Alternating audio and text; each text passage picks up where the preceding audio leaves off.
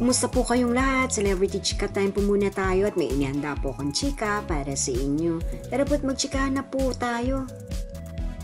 Asia's multimedia star na si Alden Richards, lubos ang pasasalamat sa kanyang mga nakasama sa Korean vacation. Yes, mga maka-celebrity chika time, yan po ang ichichika ko sa inyo na lubos rin pong usap-usapan sa social media ng mga netizens, lalong-lalo na nga po ng mga followers at supporters ni Alden. Bago po tayo dumako riyan, nais ko po munang batiin mga team bahay, team abroad at mga seniors natin dyan. Shout out po sa inyong lahat at happy Thursday po!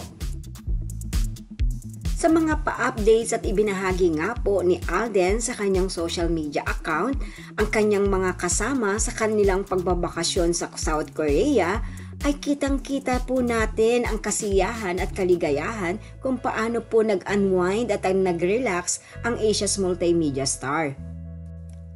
Nakapag naman nga po abalang-abala si Alden sa kanyang mga showbiz commitments o sa kanyang mga trabaho, ay hindi po nito makuhang magbakasyon. Kapag nagkaroon pa ng pagkakataon, ayan nga po ang ginagawa ni Alden, bonggang-bonggang bakasyon.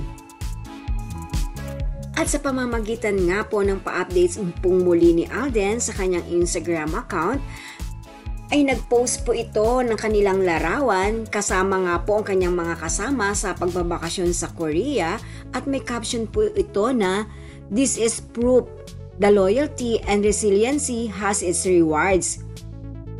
To this bounce, maraming salamat, next year ulit. Love you guys." So ayan nga po, lubos po ang pasasalamat ni Alden sa kanyang mga nakasama sa kanilang pagbabakasyon ng ilang araw sa Korea. Yan po ang aking chika updates for today. Salamat po sa inyong panunood. Huwag po kalimutang mag-subscribe. Pwede po mag-comment sa ibaba. Basta't wag lamang po harsh o nakakasakit sa isa't isa. Salamat po muli. Spread love, not hate.